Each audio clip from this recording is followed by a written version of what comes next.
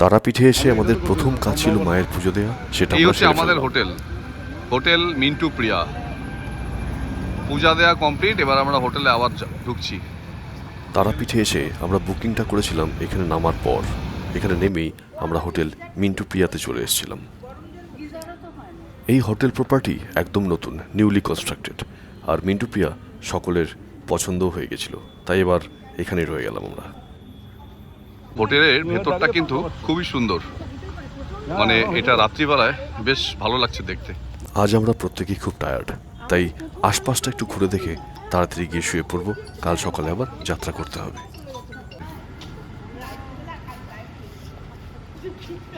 Swimming পুলটা বেশ সুন্দর, মানে জলটা বেশ টলটল করছে। ইচ্ছে করছে এখন নামি, কিন্তু এখন নামলে সর্দি লেগে যাবে, তো আজকে আর সুইমিং পুলে নামা হবে না। বাইরেটা বেশ সুন্দর করে সাজানো, তাই অনেকক্ষণ ধরে হাঁটলাম আর চারিদিকটা ঘুরে ঘুরে দেখলাম। বেশ ভালোই লাগছিল। অনেকটা সময় ঘোরার পর এবার রুমে ফিরে এক কাপ চা খেতে হবে, তাই রুমের দিকে পা বাড়ালাম। আমরা এখানে পৌঁছে গেছিলাম দুপুরবেলায়। দুপুর 3:15-তে ঢোকার পর কি কি হলো চলুন একবার দেখে নেওয়া যাক। কেউ আছেন? আপনি আছেন? আমরা ঢুকে পড়েছি তারা মায়ের মন্দিরে পুজো দেওয়ার জন্য, তারাপীঠে। রামপুরহাট থেকে একটু এগিয়ে এসে তারাপীঠ, আর এই তারাপীঠে আমাদের আজকের প্রোগ্রাম। এখন ঘড়িতে ঠিক 3:15 বাজে, 3:15 ঘড়িতে এখন। আর আমরা যখন এখানে একটু বসে জাস্ট কিছু নিরামিষ খাবার খেয়ে তারপর আমরা বেরিয়ে পড়ব মন্দিরের উদ্দেশ্যে পুজো দিতে। তো ঠাকুর মশাইয়ের সাথে কথাও হয়ে গেছে, 4টা নাগাদ আমাদেরকে মন্দিরে পৌঁছাতেও বললো। তো আপনাদের জাস্ট ঘরগুলো দেখাই, খারাপ না। রিসর্টটি বেশ সুন্দরভাবে সাজানো। মিন্টু প্রিয়া, হোটেলটির নাম হচ্ছে মিন্টু প্রিয়া, আর নতুন কনস্ট্রাকশন, সুতরাং এর ফার্নিচার টেক্সচার থেকে শুরু করে সব কিছুই খুব সুন্দর। বাথরুমটাও বেশ ভালো, পরিষ্কার। তো দেখে ভালো লাগলো। আমরা এই রিসোর্টে উঠেছি, এখান থেকে আমরা বেরোবো ঘন্টাখানেকের মধ্যে। সব কিছু দেখানো হয়ে গেছে। আমি এই কারণেই প্রপার্টিটা দেখালাম, যাতে আগামী দিনে কেউ যদি আসে তাহলে তার সুবিধে হবে। এই প্রপার্টির সাথে একটা করে ব্যালকনি রয়েছে, আর এই ব্যালকনিটা বেশ সুন্দর, সামনে সুইমিং পুল। তো চলুন একবার ব্যালকনিটা দেখাই আপনাদের। এই হচ্ছে হোটেলের প্রপার্টি, হোটেল মিন্টু প্রিয়া, আর এই তার পুরো ভিউ। খুবই সুন্দর প্রপার্টি, আর যেহেতু নতুন সুতরাং সব কিছু বেশ ওয়েল মেনটেন্ড। আমরা রুম পেলাম দুটো, ঠিক অপোজিট ডিরেকশনসে, পাশাপাশি, 203 আর 204। সৌরভ মোবাইল চার্জ করছে। দারুণ সুন্দর কিন্তু প্রপার্টি, হ্যাঁ, মানে ফার্নিচারগুলো এত সুন্দর, টেক্সচার দারুণ, আর ভিউ তো অসাধারণ, একদম নিউলি কনস্ট্রাক্টেড। আমি বাইরে থেকে ভিজুয়ালটা নিলাম, মানে যদি ল্যান্ডস্কেপ নেওয়া যায় অসাধারণ লাগছে দেখতে। তো বাইরে রাত্রেও ভালো লাগবে। সুইমিং পুলটা দেখলাম, ইয়েস। হ্যাঁ, তো আমাদেরই এক্সপ্লোর করা এটা। বিকেলে সন্ধ্যাবেলা ওখানে বসতে পারবো, এই দোলনাটা আছে খুব সুন্দর। এক্স্যাক্টলি, আর যেহেতু গ্লাস আছে তো বাইরে থেকে দেখতে বেশ সুন্দর লাগবে। এটা inside view and outside view, outside ভিউটা অসাধারণ। আর এটা হচ্ছে রিসর্টের বাইরের দিকটায়, মানে পুরো ধান চাষের জন্য জমি, খুব সুন্দর। মানে যারা প্রাকৃতিক পরিবেশকে এনজয় করতে ভালোবাসেন তাদের জন্য এই রিসর্টটি একদম খাসা।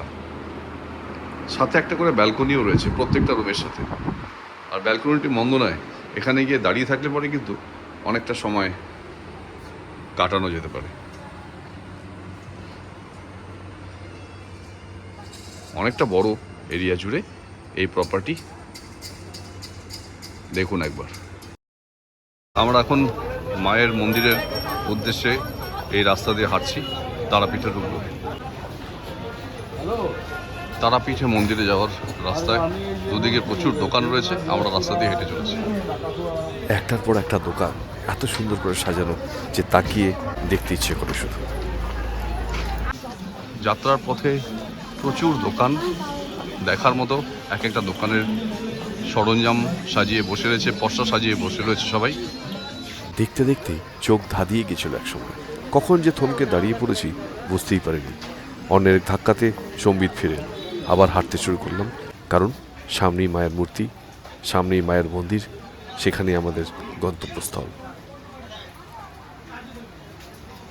অবশেষে পৌঁছে গেলাম আমাদের গন্তব্যস্থল, আমাদের আজকের যাত্রাপথের মায়ের মন্দির তারাপীঠ।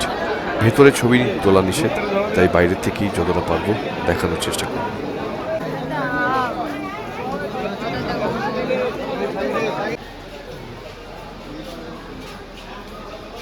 আমাদের পুজো দেওয়া সম্পন্ন হলো। এখন এখান থেকে বেরিয়ে আমরা হোটেলের দিকে যাব। আজকে কিন্তু 26 আজকে আমরা যে সকালে এখন বেরোলাম রামপুরহাটের আমাদের মিন্টু প্রিয়া হোটেল থেকে এখন জাস্ট বেরোলাম, কিন্তু উদ্দেশ্য কি বা কোথায় যাচ্ছি হ্যাঁ দারুণ জায়গায় এসেছিস কিন্তু।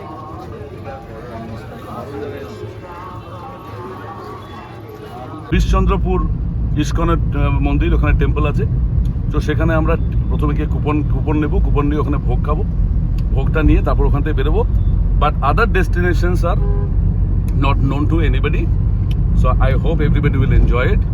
Let's see to what extent it goes. চলো তাহলে এবার সম্পূর্ণ এবার ড্রাইভারদের উপর ডিপেন্ড করবে যে কোথায় কোথায় আমাদের নিয়ে যাবে। একদম। সাহাজুল শেখ আমাদের ড্রাইভারের, আমাদের আজকের সফরের সাথী। তো উনিও একটা কথাই বললেন যে আশা করি আপনাদের ভালো লাগবে। ভেরি গুড, এই কনফিডেন্সটা দিয়েছে। ভেরি গুড, ঠিক আছে চল। আজ 26শে অক্টোবর আর আমরা এসেছি এখানে বিচিত্রপুরের ইসকন টেম্পলে। খুব সুন্দর এই মন্দিরটি, দেখার মতো। ভোগের প্রসাদ টোকেন নিয়ে আমরা ঢুকে গেছি মন্দির চত্বরে। চলুন মন্দিরটা ঘুরে দেখে আসি। এই বিচিত্রপুর ইস্কন মন্দিরটি বেশ সুন্দর, আর এর ভেতরে রয়েছে অনেক পৌরাণিক কাব্যের, পৌরাণিক গল্পের আখ্যানগুলো বেশ সুন্দর করে মূর্তি দিয়ে সাজানো। ছোটদের দেখতে এবং বড়দের বেশ ভালো লাগে। এদিকে বলছে যে কাউকে ফটো তোলা নিষেধ, অথচ দুনিয়ার লোক ফটো তুলে যাচ্ছে। তাই দেখে আমি অনুপ্রাণিত হলাম। সনাতন হিন্দু ধর্মের পৌরাণিক গল্প এবং কাব্যের, মহাকাব্যের সমস্ত ঘটনাগুলো এখানে বেশ সুন্দর করে বর্ণনা করা হয়েছে। শ্রী শ্রী জগন্নাথ দেব থেকে শুরু করে কুরুক্ষেত্র যুদ্ধ, সব একদম নিখুঁত হাতের কাজে তৈরি এবং সাজানো। চলুন একবার দেখে নিই পুরো জিনিসটা।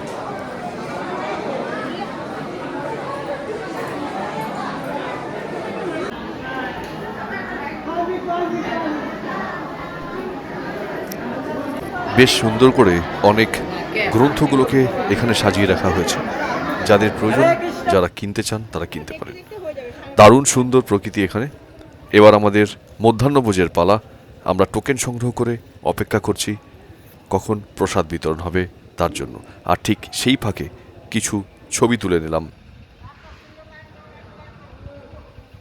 আমরা সকালবেলায়, আজকে 26 তারিখ, আপনাদের সকালেই বলেছিলাম যে ঘুরতে ঘুরতে আমরা চলে আসবো এখানে, আজকে এই জায়গাটাকে এক্সপ্লোর করবো। তো আমরা চলে এসেছি বীর বিচিত্রপুর বলে একটা জায়গা, যেখানে ইসকন মন্দিরের সমস্ত কিছু রয়েছে। ইসকন মন্দিরের সমস্ত প্রভু চৈতন্যদেবের সমস্ত নিদর্শন রয়েছে, সেগুলো দেখলাম।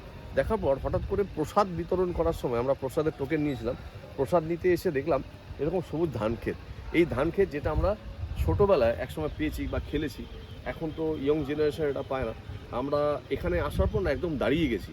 মনে হচ্ছিল যে ধান ক্ষেতের শীষগুলো এখনও তো সবুজ আছে, এটা যখন পাকবে তখন একটা সোনালি রঙের হয়ে যাবে, দেখতে আরও সুন্দর লাগবে।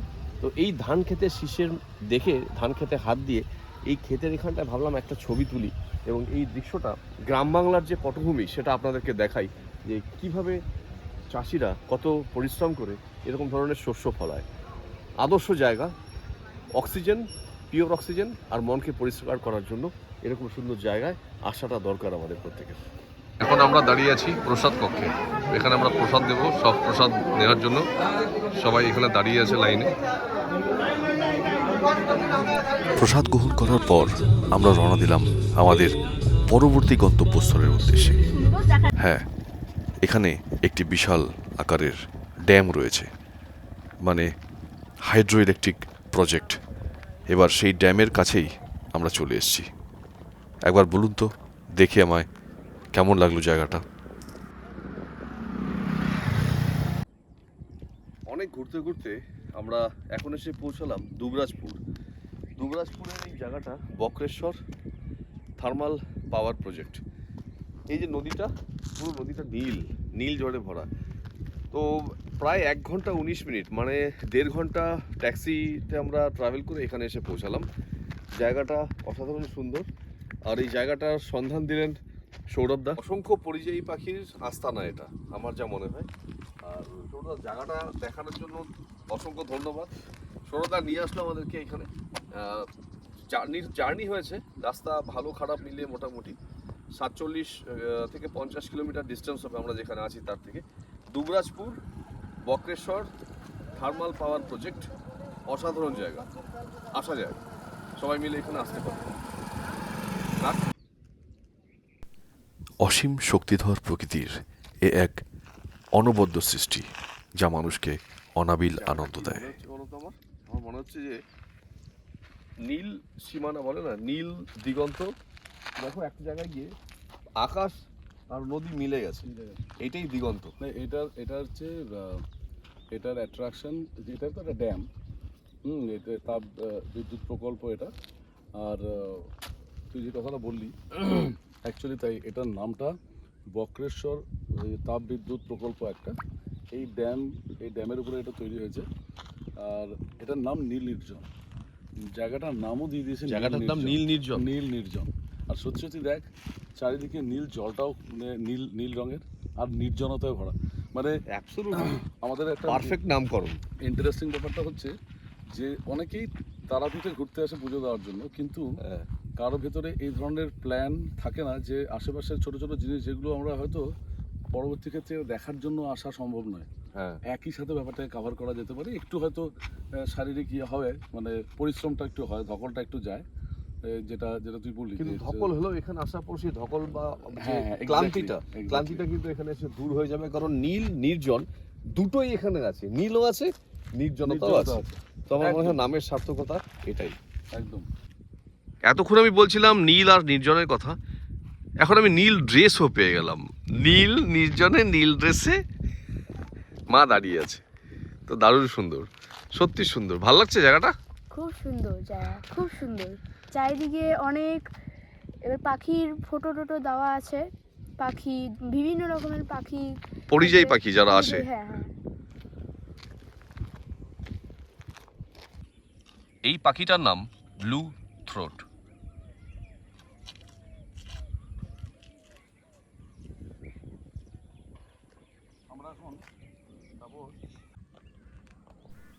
একটা অদ্ভুত রকমের নিস্তব্ধতা বিরাজ করে এখানে সারাদিন।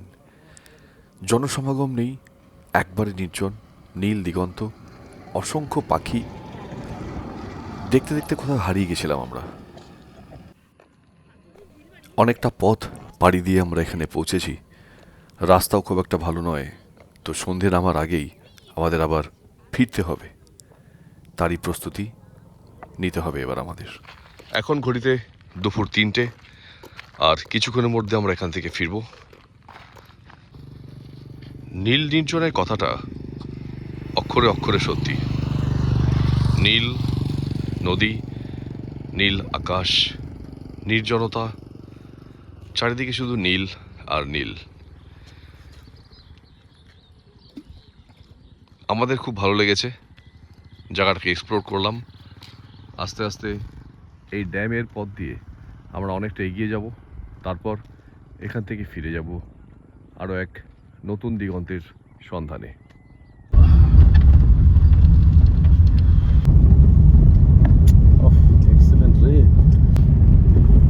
প্রকৃতির এই অকৃত্রিম অনাবিল সৌন্দর্যকে বর্ণনা করার শব্দ হারিয়ে ফেলছিলাম আমরা।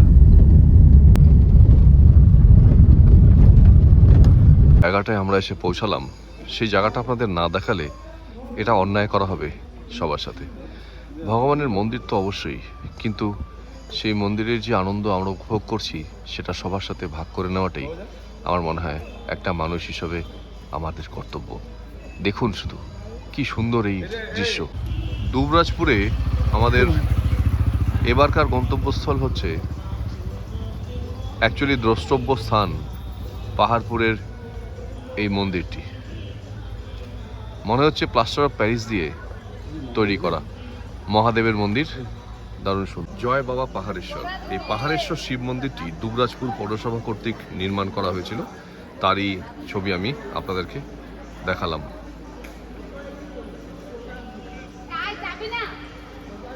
কি সুন্দরভাবে তৈরি এই মন্দিরটি, সূর্যের ছটা মন্দিরের চূড়া অবধি পৌঁছেছে। এবার আমরা চলছি মামা ভাগ্নে পাহাড়ের দেখতে। এখানে নাকি দুটো পাথরকে এমনভাবে আছে রাখা যেটার নাম মামা ভাগ্নে। দেখুন চারিদিকটা কি অদ্ভুত রকমের প্রাকৃতিক সৌন্দর্য দিয়ে ভরা লাগে। পুরো রাস্তাটা এরকমভাবে বড় বড় শিলা দিয়ে তৈরি, মানে এক একটা পাথরের যে সাইজ সেটা কিন্তু মানুষ সমান। দেখুন একবার।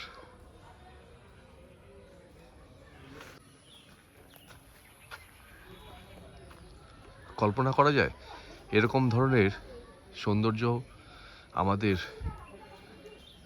এখানে আছে, এটা ভাবতেও অবাক লাগে। জাস্ট কল্পনা করুন কি সৌন্দর্য এই পাহাড়।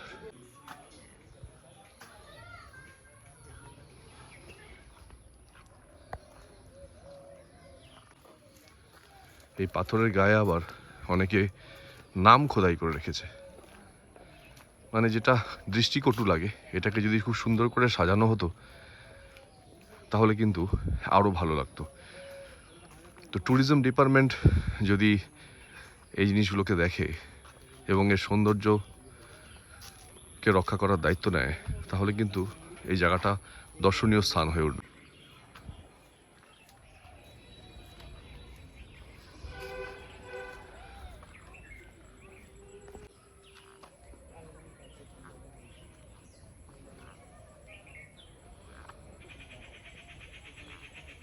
প্রকাণ্ড প্রকাণ্ড পাথরের এক একটা রয়েছে এখানে, দৈত্যাকৃতি পাথর সারি সারি সাজানো, এ অবর্ণনীয়। আমি ভেবে উঠতে পারিনি কখনো এই ধরনের একটা জায়গা আমরা দুবরাজপুরের এখানে পাহাড়েশ্বর মন্দিরের কাছে পাবো। লেখা রয়েছে মায়ের মন্দির, পবিত্রতা বজায় রাখুন। দুবরাজপুরের মতো জায়গায় কি করে এত বড় বড় পাথর এলো আর পাহাড় তৈরি হলো, সেই প্রশ্নেরই উত্তর খুঁজে যাচ্ছিলাম আমরা। দেখুন কি সুন্দর গাছটি আর কি প্রাকৃতিক পরিবেশ। স্পিরিচুয়ালি হোক বা প্রাকৃতিক কারণেই হোক, এত সুন্দরভাবে প্রকৃতির সৃষ্টি করে রেখেছে এখানে। এর সৌন্দর্য উপভোগ করতে গেলে আপনাকে দু চোখ ভরে দেখতে হবে শুধু। আর আমরা সৌন্দর্য দেখতে দেখতে হারিয়ে গেছিলাম প্রকৃতির মাঝে। দেখুন রাস্তাটা সোজা নিচে নেমে গেছে, এখন আমরা ওই দিকটাতেই এগোচ্ছি। আপনাদের বলেছিলাম না যে এক একটা প্রকাণ্ডকার পাথর এখানে রয়েছে, যেটা অবিশ্বাস্য এবং এক একটা এক এক রকমের শেপে, মানে দেখলে কখনো হাতি মনে হয়, কখনো মনে হয় শিব। তো এই ধরনের আকৃতির এক একটা পাথর কোনো দৈবিক কারণে হোক বা যে কোনো কারণেই হোক এখানে এসে পড়েছে এবং সেগুলো স্তরে স্তরে সাজানো, যেটা কিন্তু একটা আধ্যাত্মিকতার দিককেই প্রকাশ করে।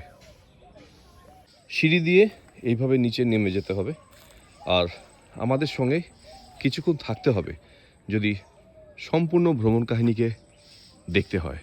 তো সঙ্গে থাকুন, আমরা এগিয়ে চলছি। অনির্বচনীয় সৌন্দর্যে ভরা দুবরাজপুরের এই পাহাড়েশ্বর মন্দিরের থেকে যখন আমরা মামা ভাগ্নে পাহাড়কে দেখার জন্য এগোচ্ছিলাম, সত্যি এক কথায় মনোমুগ্ধকর দৃশ্য দেখতে দেখতে আমরা অবাক হয়ে যাচ্ছিলাম। একের পর এক সৌন্দর্য, পাখির ডাক আর সবুজে ভরা এই অঞ্চলটি সত্যি আধ্যাত্মিকতার ছোঁয়া দিয়ে যায়। একটা অদ্ভুত নিস্তব্ধতা বিরাজ করছে সম্পূর্ণ পরিবেশটা জুড়ে।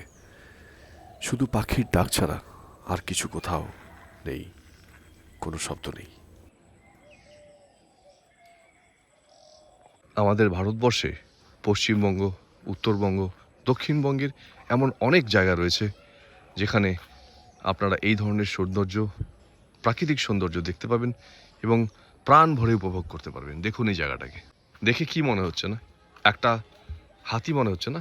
হস্তি শাবক, জাস্ট হাতির শেপে এই পাথরটি এখানে রয়েছে। দূর থেকে দেখলে কিন্তু মনে হয় একটা হাতি এখানে দাঁড়িয়ে আছে।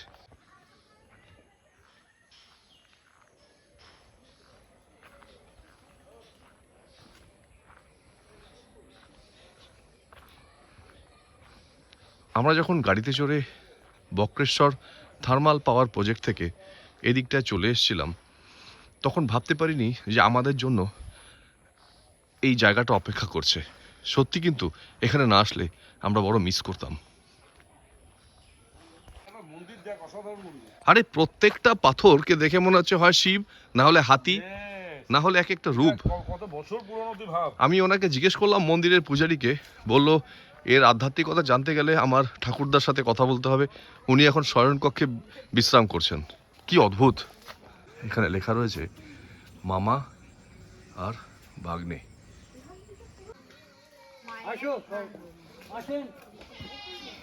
দেখুন এই রাস্তাটা দিয়ে আমাদেরকে উপরে উঠে যেতে হবে। এবার এখানে জুতো খুলে তারপর প্রবেশ করতে হবে।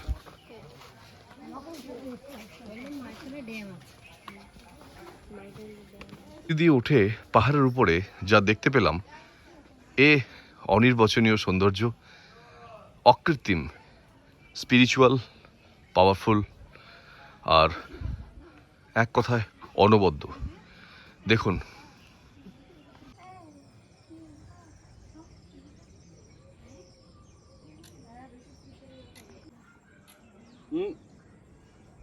ওদিকে ধরা যাবে না।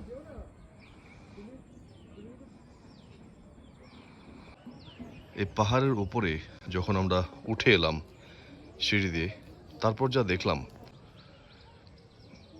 পাহাড়ের উপরে ওঠার পর এখান থেকে পুরো শহরটাকে আমরা দেখতে পাচ্ছি।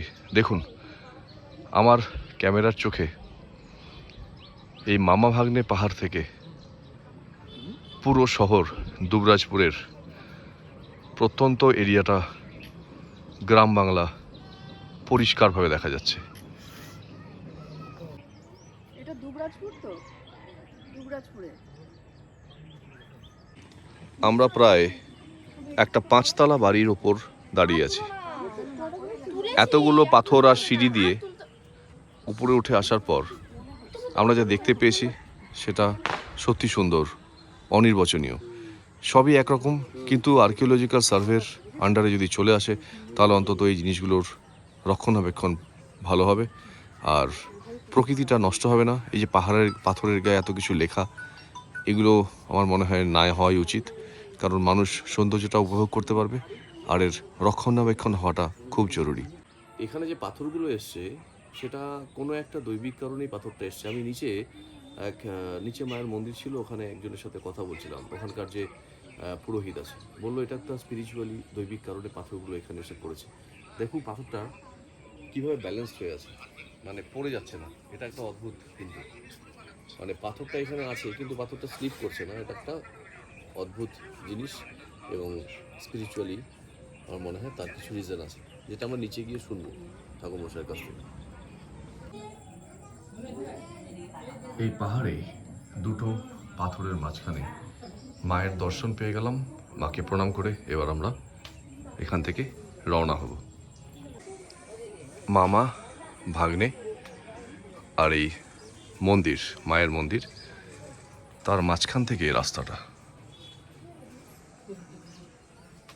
খালি দেখুন এই সৌন্দর্য।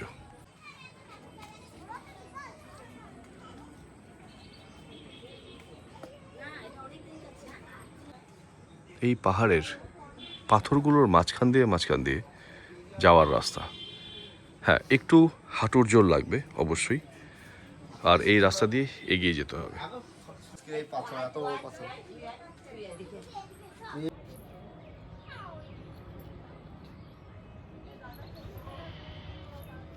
ও দেখা হয়ে গেল, আপনিও থাকলেন, মায়ের মূর্তিও থাকলো।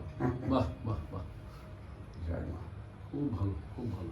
অসম্ভব সুন্দর। আমাদের যাত্রা সম্পূর্ণ হলো মায়ের দর্শনে। যখন আমরা পাহাড়েশ্বরে শিবের পুজো দিয়ে আমরা এই মামা ভাগ্নে পর্বত দেখার জন্য আসলাম, তখন এখান থেকে ফেরার পথে মায়ের দর্শন হয়ে গেল। আপনাদের সবাইকে দেখার সৌভাগ্য করে দিচ্ছি। দেখুন মায়ের অপরূপ রূপ।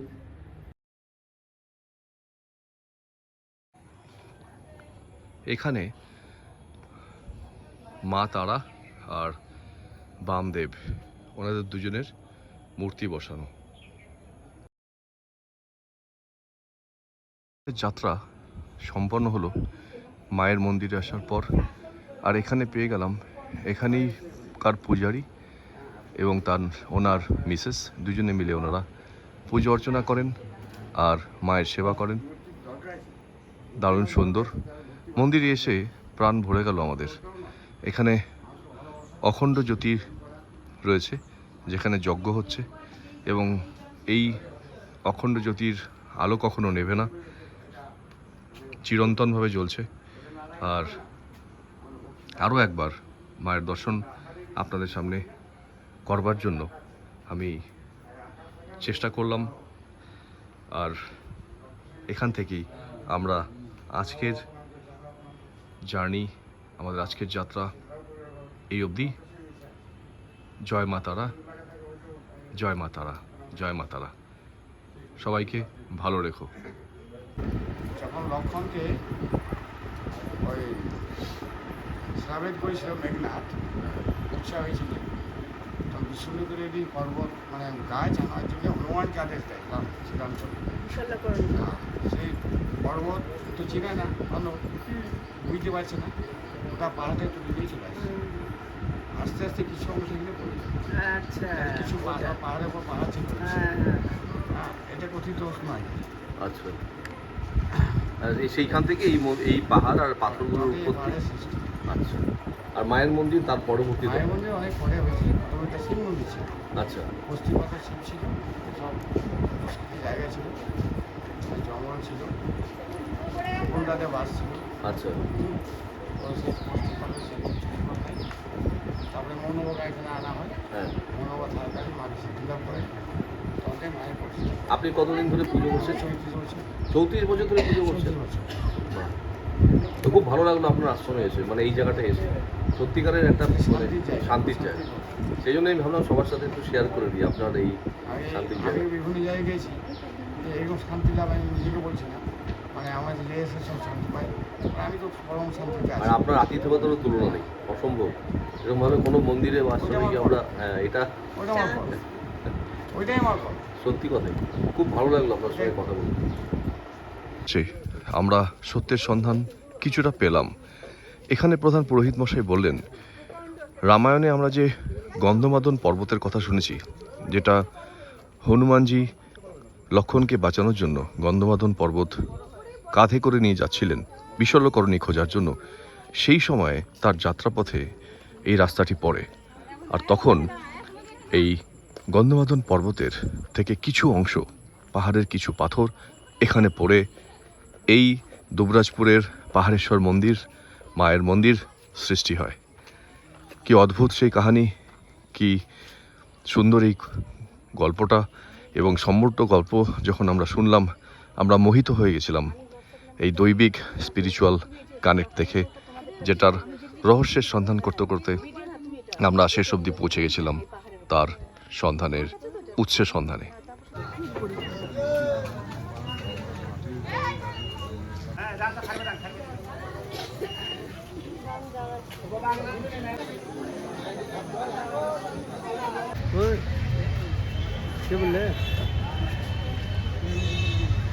আমাদের এবারকার ঘোরার পর্ব এখানে শেষ হলো।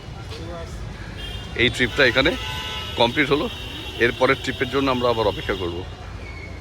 চলো তাহলে এবার যাওয়া যাক না, ট্রেনের টাইমও হয়ে গেছে, 10:30 ট্রেন ছাড়বে এখান থেকে। তো লেটস স্টার্ট দ্য জার্নি।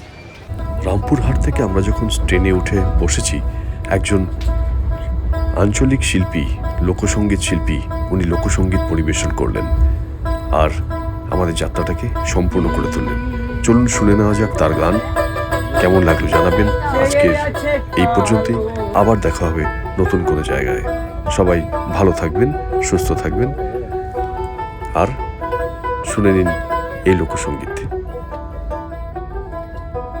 মেঘের বিদ্যুৎ মেঘেতে যেমন লুকাইলে না পাই না অন্বেষণ, আমি কালারে হারিয়া যেমন,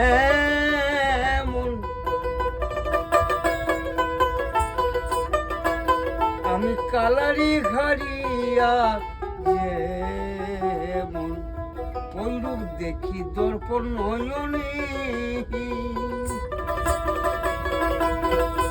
ওইরূপ দেখি দর্পণ নয়নে, আমার